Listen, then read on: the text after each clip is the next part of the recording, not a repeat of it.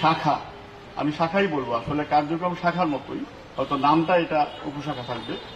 এই উপশাখাটা উদ্বোধন করতে যাচ্ছি। আজকে এই উদ্বোধন অনুষ্ঠানের সম্মানিত সভাপতি, উপস্থিত বিশেষ অতিথিবৃন্দ, উপস্থিত অত্র এলাকার গণ্যমান্য ব্যক্তিবর্গ, উপস্থিত ইসলামী ব্যাংকের বিভিন্ন কর্মকর্তাবৃন্দ, আসসালামু আলাইকুম।